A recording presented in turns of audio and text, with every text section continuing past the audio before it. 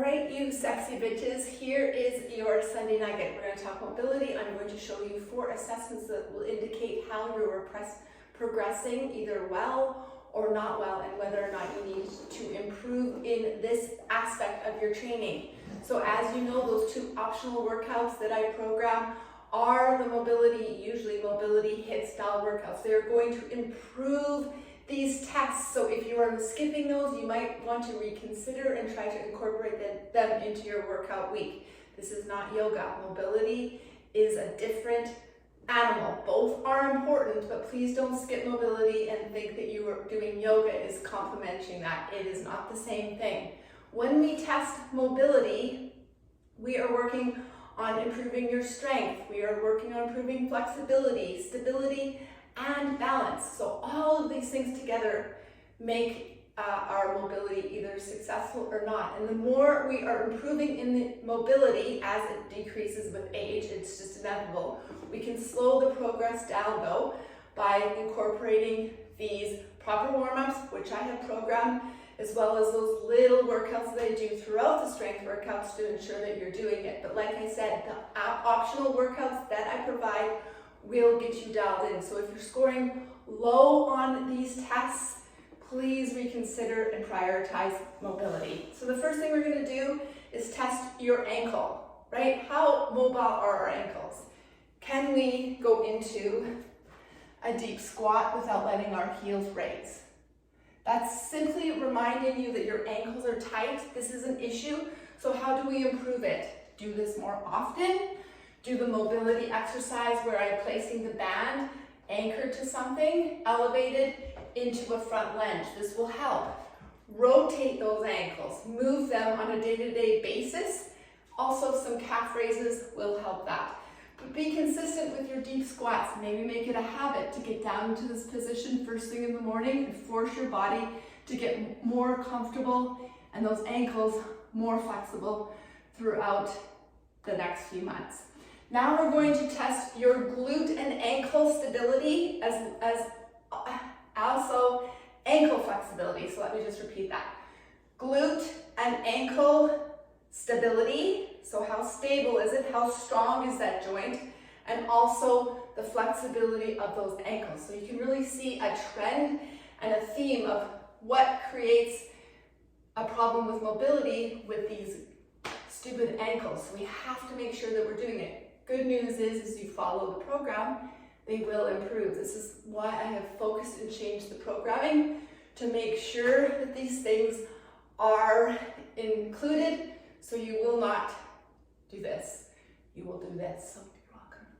Okay, so what we're going to do to test glute and ankle stability and ankle flexibility is a one-legged hip hinge. Balance. This is testing your balance. But can you hip hinge nice and safely without wibbly wobbly? It's obviously testing your balance, but it also, you'll feel work in those ankles.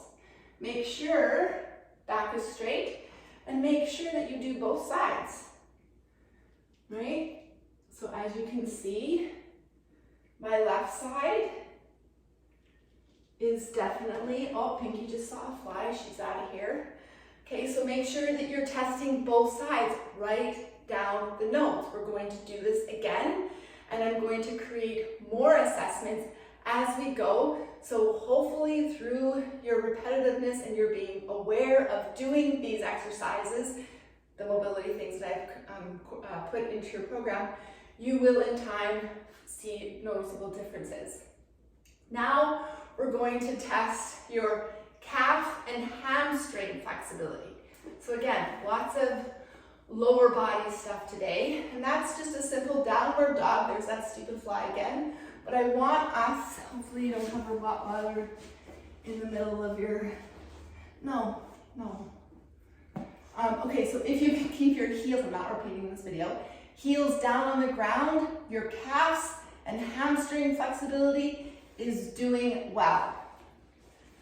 So heels down, your back is straight, right? Head is between your arms and legs. So I'm definitely not perfect at this. Well, I look pretty good. Okay, so heels should be firmly planted on the ground. You might want to do a 5-minute warm-up before you do this assessment, by the way. Sorry, I probably should have said at the beginning of the workout. But if you're struggling with these, maybe warm up, do a couple of these, and see if that improves. Okay, so hold here. And then lastly, if you can come down, okay, this is ridiculous, move. Okay, if you can come down into an upward dog, like so. I'll show that one more time. So you're in a downward dog, move into, all the way down, push up into that upward dog. So you can definitely see yoga will improve this movement. You're going to be testing your lower back strength. So if you need to come down onto your elbows versus here, I think your toes are supposed to be down actually. Okay, open up your chest, right? Don't be pumped over, open up. If your lower back can handle that type of load, then you're doing well. So most of these exercises are going to be improved through these movements being consistent. Don't worry, I've got your back in the programming. But if you're really struggling, please try to add this more often, the ones that you're struggling with. This one's one of my favorites. First thing in the morning, I just come down. Sometimes I do some hip rotation, right? Movement first thing in the morning is something that your body will thank you for. Trust me, when I don't do it versus when I do, it makes a huge difference. All right, ladies, have an awesome week. We will see you inside the app.